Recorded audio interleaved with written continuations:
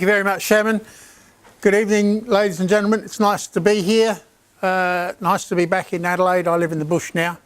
But I was sitting there listening to the introduction and looking at that picture and thought, well, because you're all EV people, let's start with a couple of highlights from here. This was last year's event. We had 40 cars lined up. But this one here is the Dutch Superstar Champion.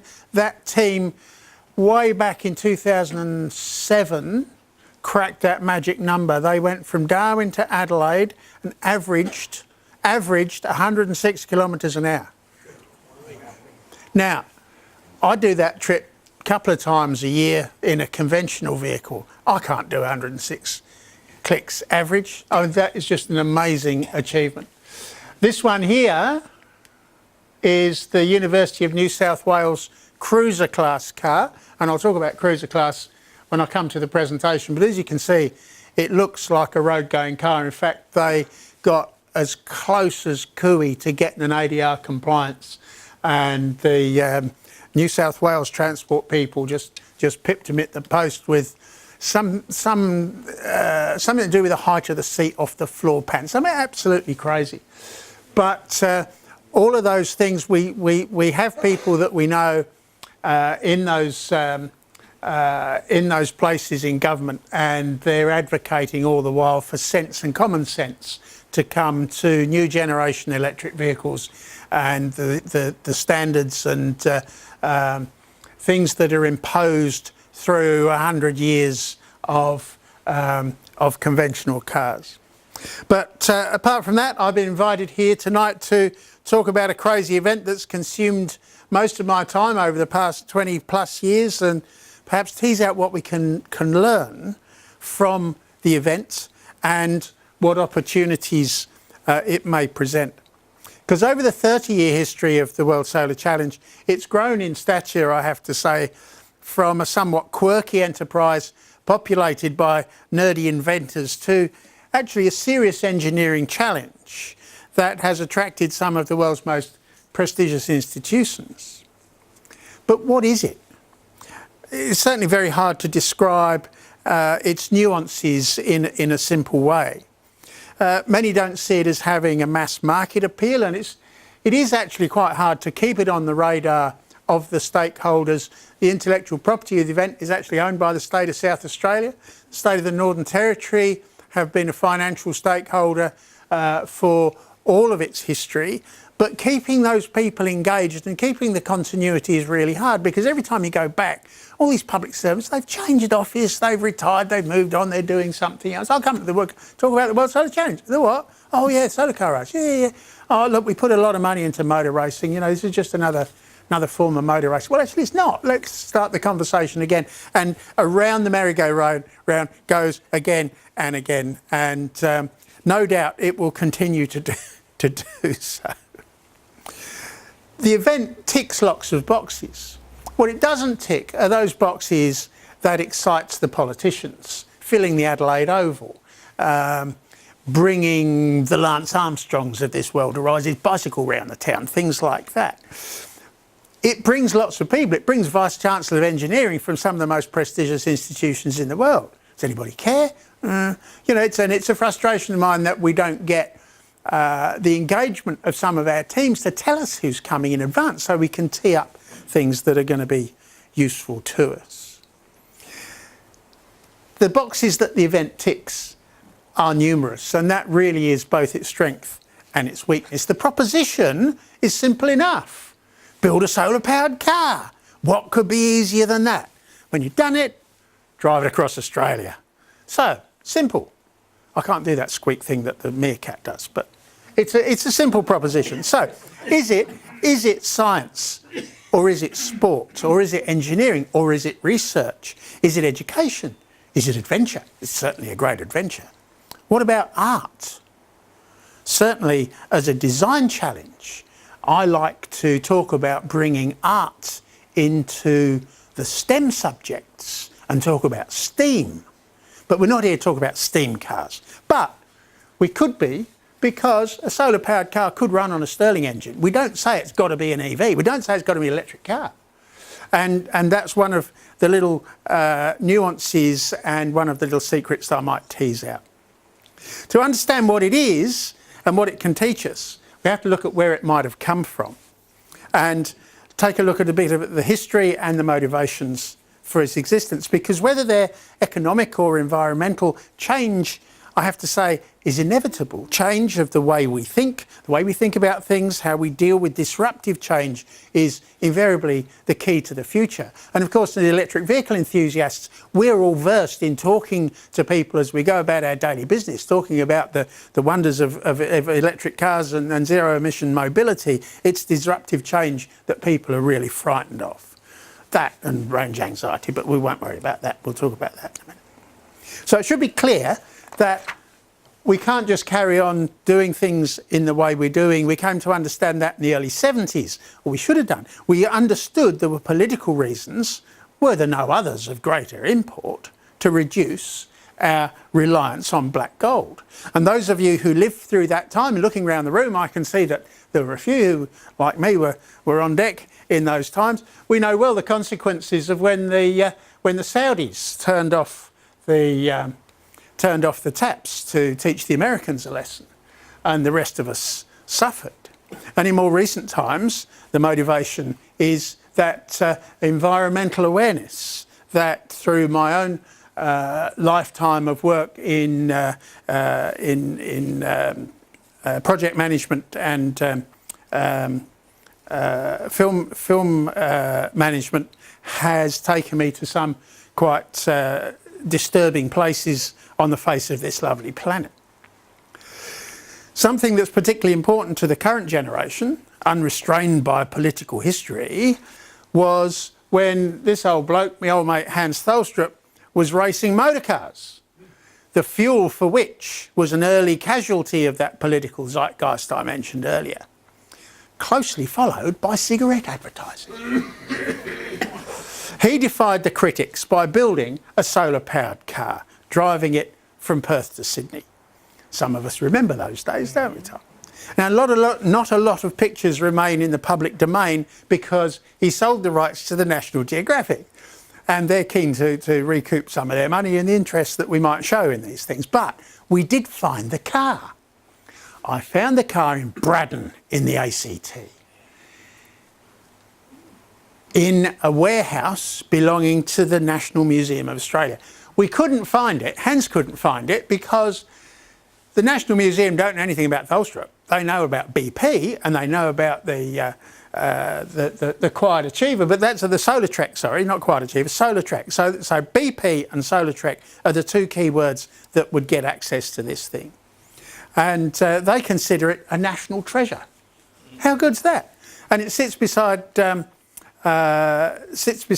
a yellow Tirana, upon which is a sticker that says, "The dingo was innocent." So the National Museum considered that to be a national treasure as well. But we won't get into too much of that. Hans called his car the Quiet Achiever, but it was anything but. In fact, it was so noisy, road noise notwithstanding, it was a chain drive, 24-volt motor chain drive, that during the trip over the Nullarbor, communication with his support car was reduced to writing on the back of a cigarette packet and throwing it out the window because he couldn't hear the radio. But what that trip did was inspire a generation of auto manufacturers who at that particular time in history was smarting from the effects of big oil. It was the catalyst. That time was absolutely right to do something, because society's affairs with cars like this, beautiful as some people think they are, was waning, and waning quite strongly. And it was the time that Detroit decided they had to change. And change they did, because General Motors commissioned its subsidiary, the Hughes Aircraft Corporation, to produce the Sunracer. And the Sunracer was the winner by a country mile of the very first World Solar Challenge in 1987. And it now sits somewhat ignominiously in a warehouse in Maryland that belongs to the Smithsonian Institute. It took me 3 months to get permission to go and see it. And then I wasn't allowed to breathe on it. And they wouldn't even turn the lights on. And it sat next to a big crate upon which was written in texter, "Evel Knievel's motorcycle." So it's in good company, perhaps. But I have to say that the National Museum of Australia do it better. So the curator of motor vehicles at our National Museum discovered this Pommy invention called the Carcoon. And it's a plastic bubble. And the curator was looking at some classic cars in Goodwood or somewhere like that. And he saw these things advertised, because if you've got an old Bentley or a nice classic car, maybe a Lorna electric vehicle from 1890 in your shed, and you want to keep it clean, these plastic bubbles with a little positive pressure fan are just the thing for that. And the National Museum have got those custom made for all their best exhibits. Even the ABC's originally outside broadcast fan has got one of these things, a huge thing. I think that's got 2 fans in it. But the GM Sunracer, back to my plot, and I see you've got some books there about who killed the electric car. The GM Sunracer, many say, led directly to General Motors' first production electric car, the EV1, which was no doubt already in the wings. The Japanese were not idle either. Honda fielded the Dream, which led to Honda's first electric vehicle in competition to the Americans, and the first Honda EV was uninspiringly called the Compact. Sorry for your recording. The second generation Honda in '93 exploited the regulation which at the time allowed a greater area of solar collectors for a 2-seater car. A further exploitation saw Honda very pleased with their innovative idea of maximising aerodynamic advantage by having the driver and his passenger seated back to back. It must have been the most boring job watching the Stuart Highway recede from you like that. But I often wonder if they knew, thank you very much, good man. I often wonder if they knew that Ferdinand Porsche did that when he was working for Lorna in the 1890s. And I'll go off script here and talk about that. There is a Lorna in a museum in Vienna. It isn't that one. It's the 2-seater. But if you look at the construction of that, you can quite see how that managed to carry 3.5 tons of lead acid batteries. And they reckon they got a range of 50 kilometres from that, which is really interesting. But the other interesting thing with this is the wheel motors. 125 volt DC, series wound. And the electrical people amongst you will understand the significance of a series wound DC motor. You wouldn't want to switch that on with a wheel jacked up, would you? A lot of fun, a lot of fun.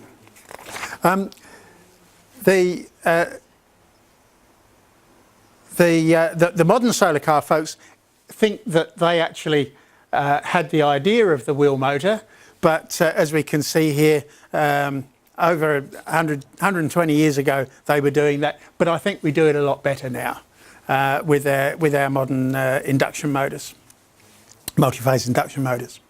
By 1996, the oil was flowing, the economy was booming, climate change was being denied, and interest in the World Solar Challenge was declining. So what would be the future of the event?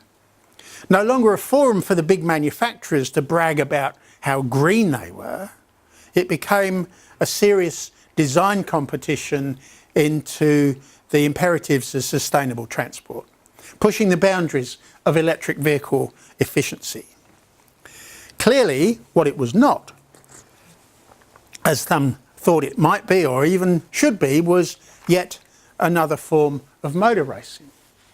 But then motor racing has other agendas, and the goal of making a hero of an individual driver was not something I particularly cared about. We redefined the competition as brain sport, as an intellectual exercise to defy the critics. And it was, and I maintain it remains, about the pursuit of excellence. Excellence in science, new materials, energy management, and different ways of thinking about how far we can go. Because in many ways, it was still a race for the future. A race not about how fast we can go, but how far we can go, on how little energy. And I know that excites some of you, it excites a lot of the people that I work with, but it's very hard to get that point across to the mass media. How fast can that go then? Well, that one has done 150 kilometres an hour. Oh, cool. But, you know, it's much happier going and poking along at 70 kilometres an hour and can do. We ran that Aurora car 24 hours on sunshine, because we gained enough sunshine, stored enough sunshine during the day over and above what it was costing us to run the car, to run it all night. And that experience of running that on the Ford test track in Geelong, shouldn't have said that, I'm being recorded. A long time ago, at least 10 years ago, if not more, when the kids in Europe wanted to, they were telling me about all the woes they had with their solar challenge, and I said, just find a point of difference. And the point of difference, and they called me up one day and they said, oh, what do you think of a 24-hour race? How good would that be? They've got the Zolder circuit, the old Grand Prix circuit in Belgium, that's now surrounded by nice houses. Nobody wants noise. They get the thing free on Zolder's Clean Week, and they want to build their European Solar Challenge, and their unique proposition is, and it will be the second time, this year will be the second time they've done it as a biennial event, to have a 24-hour endurance event on the Zolder circuit with solar cars. Our point of difference for our pursuit of excellence was to set out with an open design philosophy. And what does that mean? It means the regulations are based on the outcome, not the process. So we describe in our regulations what needs to be achieved without saying how to do it. So, for example, as I alluded to earlier, we don't say they've got to be electric cars. We say got to be powered by the sun. We don't talk of solar cells and batteries. We use the term solar collectors and energy storage, because somebody might come up with a better idea. We haven't done well with adiabatics. We haven't done well with Stirling engines, but people have come along and, you know, that lovely Australian maxim, give it a go, you mug, let's see what we can do. As time moves on, we've got to be more aware that the fact that we operate this particular event on the public highway, there didn't used to be many rules in the Northern Territory, but the politicians have had the Canberra politicians have had their way, telling the Territorians what they can and can't do. And we have to be a lot more cognizant of what we do on the public highway. So we've got minimum speeds, which is 60, but depends on the time of day, really, you know. But at least we show willing on some of those things. But certainly in terms of structural integrity, roadworthiness, dear old Detlef with his arse in a hammock slung beneath an aluminium frame, we can't do that anymore. He'd be mug enough too, but don't think I want to drive it. But the philosophy of this philosophy has led to some very interesting designs. Nobody has a definitive answer, and that's what we like. Designers have got an open book, and that's what they like. That's what we like. If there's no fixed way of doing it, if there's lots of options, we've got it right with our regulations. So in the past we've had concave cars, we've had convex cars, we've even had both. This one's quite interesting to the EV people. This was originally a wind-powered car. Got another side somewhere that I bring out occasionally. There's 2 steering wheels in there. The forward steering wheel changes the whole angle of attack of the car. Talking back to working on public roads, seeing this thing coming down the road towards you sideways, it frightens mum on her way home from the supermarket. So it's not really a good idea. So we don't do that anymore. But the creativity I love. Creativity knows no bounds. And those of you who've not met Doraemon, who's met Doraemon? The Japanese robot cat sent to Earth to warn the children of the perils of our environmental wastes. Doraemon is is a cartoon cat manifested in a solar car. I have to say it didn't do very well, but they still roll it out from time to time in Japan, and it's certainly, you know, it's just one of those lovely things. Many ignored the practicalities, this one in particular, the practicalities of the adventure. Starting in Darwin, just 12 degrees south of the equator, closer to Singapore than Sydney. We travel 3,000 kilometres in a single stage. All with a degree of self-sufficiency, which means you've got to have a degree of self-sufficiency and preparedness that an astronaut said is akin to a space mission. And these days, in the very, very first event, I think somebody was still out there a month later. Nobody was going to go and look for them. But these days, we talk about a maximum of 6 days to complete the task, but many of them do it in 4, which is absolutely amazing. And it's an adventure that holds a unique attraction that only Australia can offer. As we cross 23 countries, if we pay attention to our original inhabitants. And there's unique hazards out there to contend with. It is a fantastic road to go and play with your solar car. It's a fantastic road to go and play with your EV, especially in the Territory, God's own country, isn't that right? Right. Yes. I'm an ambassador of the Territory. There's another story.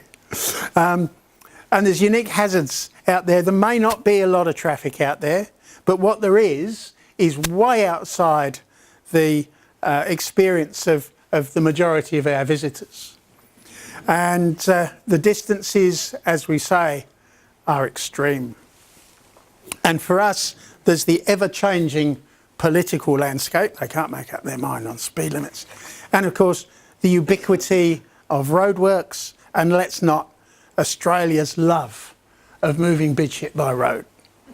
And then, of course, there's the aliens. And I think some of you have encountered the aliens at Wycliffe Well. I was out there, pulled in there late one night, doing a route survey, doing something up there, pulled in there late one night in the winter. I was the only, long before there's 100,000 caravans on the Stuart Highway, I was the only person there, sitting there with my beer. And I said, what's this crap about aliens then? It's a good marketing ploy. Oh, he said, there's a big hole in the space-time continuum out there in the desert. Thought, right, well, this is a conversation I don't think I'm going to be pursuing right now, but beware of the aliens. And, of course, the spectacular landscapes that get beamed all around the world, and camping under the billion stars of the southern desert sky provides a lifetime of memories and worldwide iconic recognition. And by the turn of the millennium, through the noughties, teams were starting to copy each other. And that was never the idea. So we needed to make it harder. So despite the finishing rate being around 25%, which it still is, we strive to stretch the goals for the elite. And I had a very interesting, if you can call it interesting, I know a lot of you EV people, you have some endless conversations with some mugwump on the internet, and it's all very enthusiastic for a few days, and you think, why am I doing this? So somebody's very keen for us to lower the standards so more people can actually finish. But I'm quite keen on the fact that we set the bar high. I make no apology for the fact that we're the world's most difficult solar car event. We're certainly the most expensive, and certainly the challenges, there's more challenges in the logistics there are as many challenges in the logistics as there are in building and operating the vehicle. The limit on the solar collectors for the latest iteration, we limit the PV just to make it that much harder. And in 1987, the very first event, we didn't have a limit on that. So 90, we had some ridiculously big cars and it was all a bit silly. And some of them were falling apart because they didn't have the structural integrity to hold themselves together. So 1990, we said, right, 8 square metres is your PV area. 8 square metres based on the fact, all right, the fanciful and notional fact that each of us as human beings have 8 square metres of the Earth's surface from which to gain our sustenance. And it was 8 square metres for a long time. And I mentioned earlier that marvellous Dutch car that did 106 kilometres. After that, that was the first time we saw speed limits coming in on the road, and they were certainly sitting up around the 140, 150 kilometres an hour in the middle of the day when the sun was high and everything was charged and everything was running sweet. They were going to be nobbled by the 130k speed limit. Personally, I quite like the 130k speed limit because it's not a target. 110 is always a target. If you're not doing 110, someone's right behind you going, hey, what are you standing there and taking your mouth for? 130, you're all sitting there around your 120-ish, everybody's comfortable. So we limited, I cut 25%, made it 6 square metres. Last year, the 30th anniversary, we looked at that and I said, I want to make it 4. And my scientific committee said, you can't do that. I said, I can. So we can do it. Let's just crunch the numbers and we can do it. And we did it. And the weather was foul and we still had half a dozen finishers in that really, really foul weather. So it's quite interesting because in that sets a really high bar to those that want to do Darwin to Adelaide in the most efficient electric vehicle possible. 4 square metres is about 2 panels off the average house these days. Drive 3,000 kilometres with 2 panels. So there's the difference. We crunched some numbers to say, what would a Nissan Leaf do on the same conditions as the World Solar Challenge? And we're seeing these Dutch guys get to Adelaide in 4 days with 4 square metres. Actually, it was 5 because it was raining, but if the weather had been good, they'd have certainly kept to their 4. We crunched some numbers, and given good weather, we reckoned that a Nissan Leaf would do it in 28 days. So there's the difference in efficiency between what these kids are doing and what manufacturers are offering us. Not that anybody's saying that this should be the goal for every electric vehicle, to be able to drive 3,000 kilometres across the country. But we'll talk a bit about practical cars in a moment. Stored energy, we limit the stored energy for these Challenger class cars to a nominal 5 kilowatt hours. Why? Because the notion is that a 1 kilowatt car can complete the course in 50 hours. And 10% of that is the stored energy component. And we're still the only event in the world that has a relationship between the stored energy component and the work to be done. And much as I advocate to the others, we're off to Chile this year, their event, they call theirs the most extreme because they climb 3,000 metres from Antofagasta, Antofa, up into the high desert, into the high Atacama Desert with the world's greatest terrestrial solar installation, the greatest amount of solar energy on land is in that high desert, where it's never rained in living memory. It's quite fascinating. But still there's no relationship between the stored energy and the work to be done. We keep introducing disruptive design elements to keep the young engineers on their toes, but at the same time we want to assist less well-resourced teams in setting and achieving their own goals. Because they're all achievers. Anybody that gets to Australia with their solar car and gets it through scrutineering and gets on the start line, they're absolutely worthy of our approbation. And these kids, they won a country schools solar car event in the US. And they said, can we come to the World Solar Challenge? And go for it, you mug. I don't know how you translate that into Mississippi, but yes, they came. And they caught the attention of the producers of an IMAX feature film called Dream Big. And they were the heroes of our segment. We got 20 minutes in this feature film. The World Solar Challenge got 20 minutes in this feature film about engineering challenges and the things that you can aspire to. And I think that's absolutely amazing. The fact that our political masters here in South Australia said, what's it got to do with Adelaide, was just another of those hurdles along the way. 15 million people are going to see this movie. And it's absolutely fantastic. And it's fantastic that those young kids were part of that. So that certainly inspired us to maintain a non-competitive adventure class. We used to put a lot of resources into working out the scores and the achievements. And we're saying now, nah, you work that out for yourselves. If we think it's near enough, we'll sign it up. But if you're here for the adventure, don't go squabbling about who got to Tennant Creek first. Because as we know, Tennant Creek is the goal for many in that space.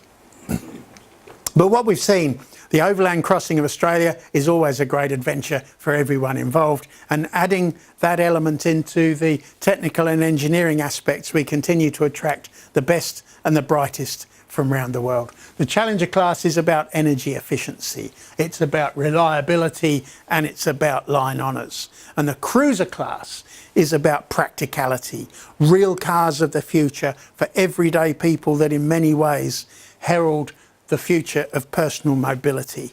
And these kids, the Bochum team from Westphalia in Germany, I went to see them a few years ago and they had the Opel car factory, General Motors Opel, and General Motors Opel had the same letter from Detroit that Elizabeth got. We're done with you, we're closing you down. The timescale was exactly the same. Holden and Opel, we never heard anything about that here. But in the world picture, those two great car factories, the great history of motoring were destined to go the same way at the same time. But the Bochum kids, that car, you have to say, actually it didn't do particularly well. But hey, it certainly looked good, didn't it? You've got to say that absolutely looked good.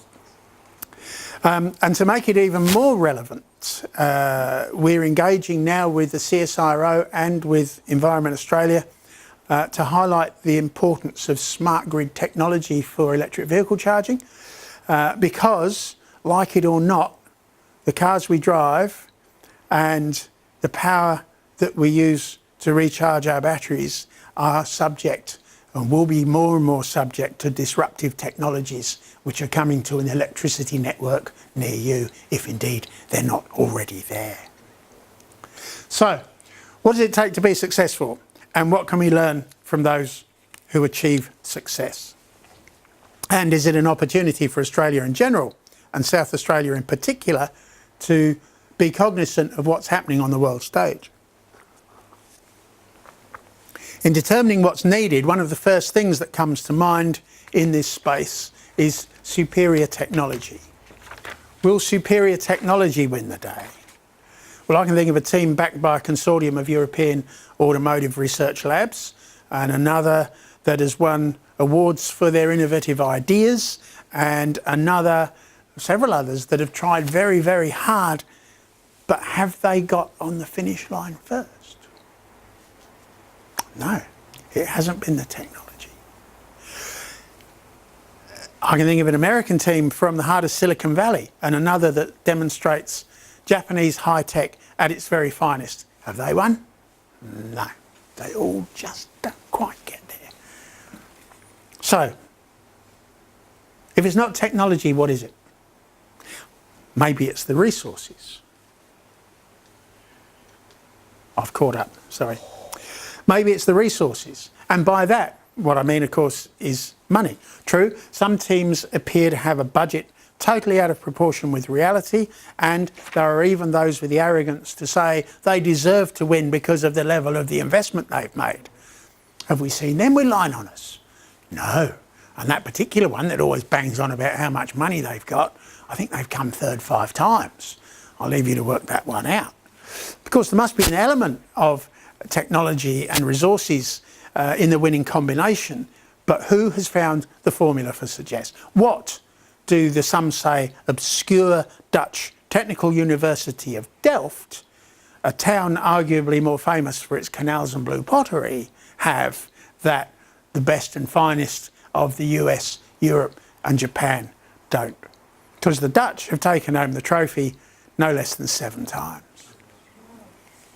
And I believe that that secret ingredient came from the philosophy of their original mentor, the late Wubbo Ockels, arguably more famous in Europe than Australia. Anybody ever heard of Wubbo?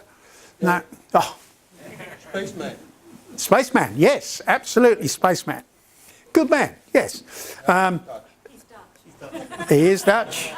He is Dutch and a great environmentalist. One of his mantras, because he ended up in his retirement living on his boat in Aruba, in the Caribbean, and one of his mantras was, "This is the only planet we have. It's like me and my boat. It's the only boat I've got. So why would I want to drill holes in the bottom when I'm out in the ocean?"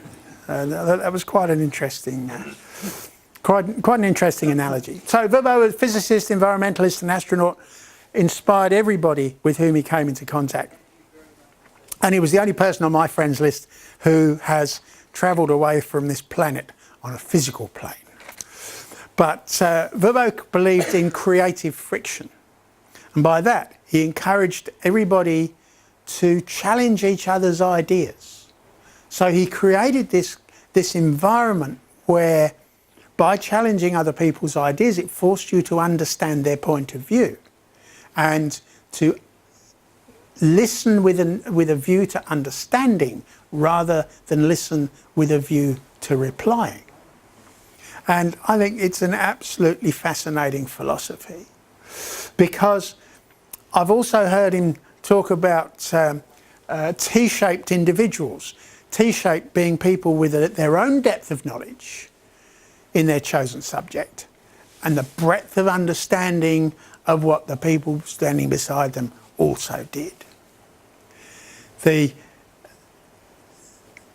imperative for individuals to interact with each other and meet a common goal, and to understand that that mix of talent with an appetite to question conventional ways of doing things combine to form a collective genius capable of doing anything they put their mind to. And the magic ingredient that comes to the surface in that process is the right attitude. So all the money in the world, all the technology in the world, without the right attitude will not get you to where you need to be. And he showed that any organisation seeking to create innovation, who is engaged in that transitional process required to change the way people think and the way people work, will benefit from developing such a collaborative outlook. And this is an important message to those engaged in transition and change. Simply put, we need to integrate our minds and work with our hands, because one or the other is no longer good enough. The speed of change, ladies and gentlemen, is upon us. So why do we do it, this brain sport? Because it's relevant, because it stretches us, and because it's hard. And the realisation that our event has all these ingredients may not be front of mind locally, but it's not lost around the world where we've helped others develop their own events. In Europe, brain sport, in Europe, in Africa, in the Middle East and in South America. And neither is it lost on our sponsors, or indeed on the industrialists around the world who seek well-rounded individuals who understand multidisciplinary teamwork that are essential to their own future.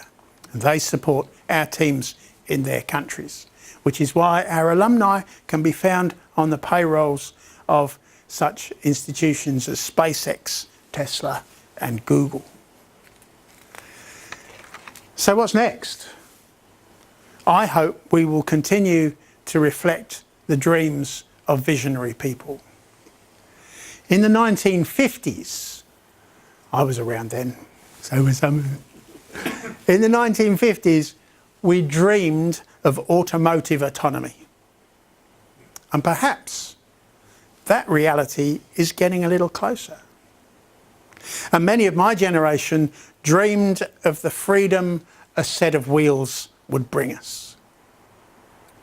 And I wonder what will carry the dreams of these guys. If indeed personal mobility by maglev requires any wheels at all. Thank you.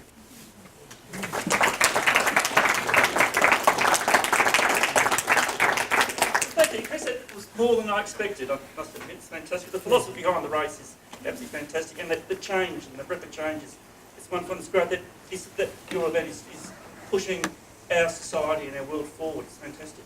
Any questions for Chris? Yes. You mentioned New South Wales University's cruiser class car very early. Yes. Can you expand on how it went? Did it complete? Yes, it did. They've done very, very well. I think they're in their second iteration now of AEVA. The SunSwift cars go back a long way, and their embracing of cruiser class has been absolutely fantastic.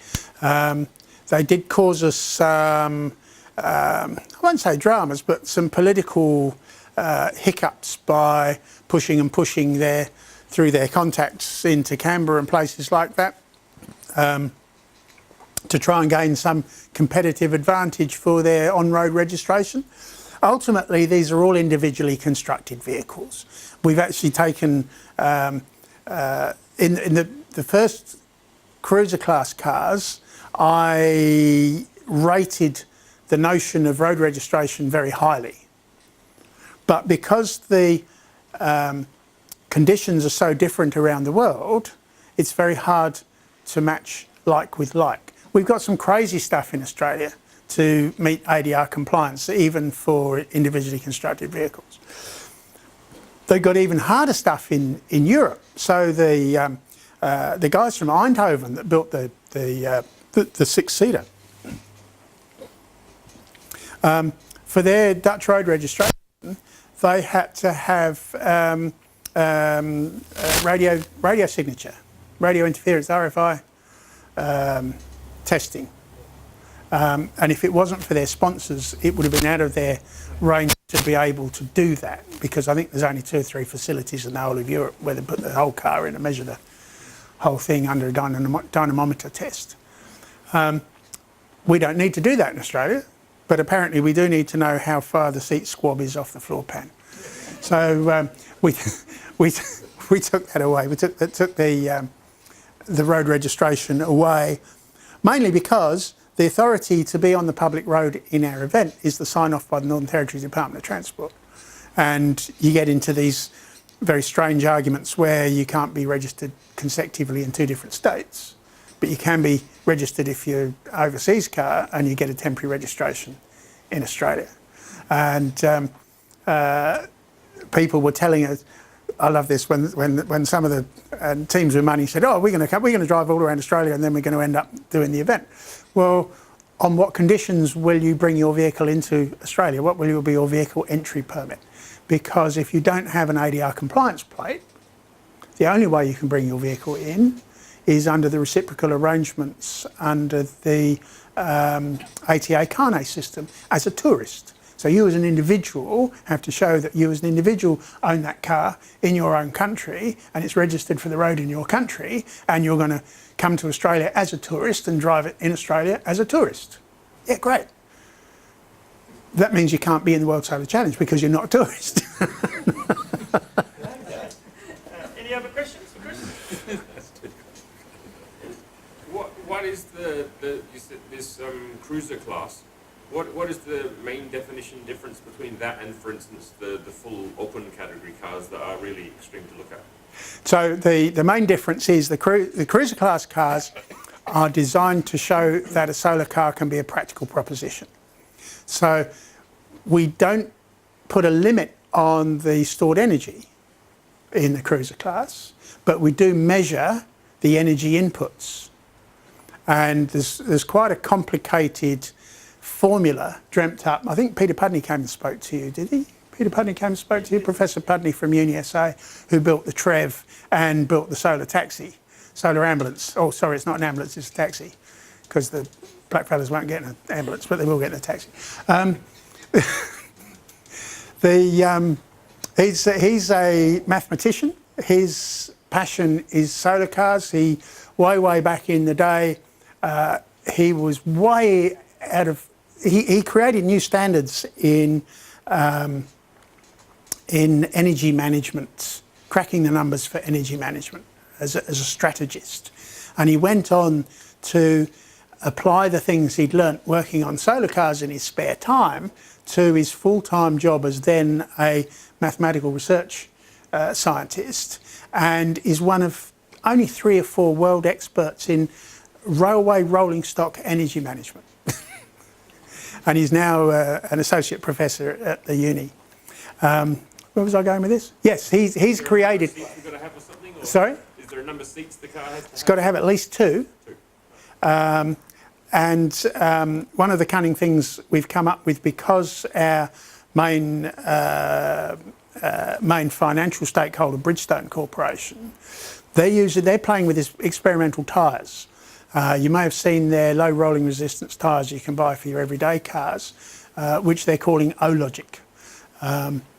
Rui-san, who runs the laboratory in Tokyo, he's playing with experimental tyres. He's playing this game where he sees what cars are, what design features are coming into the cruiser class cars, and then designing tyres to suit the car, which is very difficult because not everybody can get those tyres.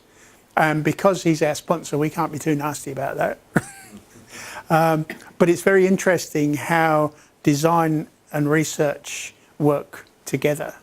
And he's worried about, because we put a lot of store in previous events on work done as in person kilometres, which is why the Dutch carried 5 people from Darwin to Adelaide, and their person kilometre score was obviously huge.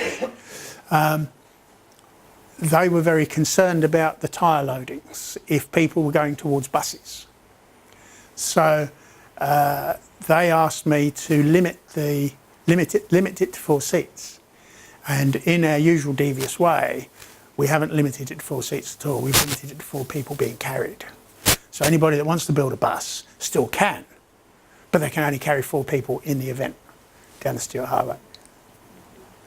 But the practical cars, what comes out of that is that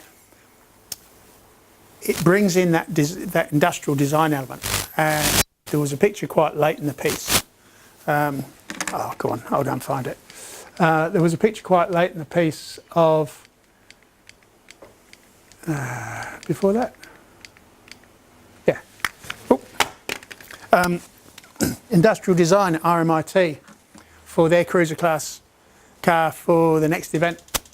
It's even got our badges and stickers on it. How good is that? And the renders, and this is just one of a whole set of renders of that car, really show how industrial design works with industry to create the desire for something.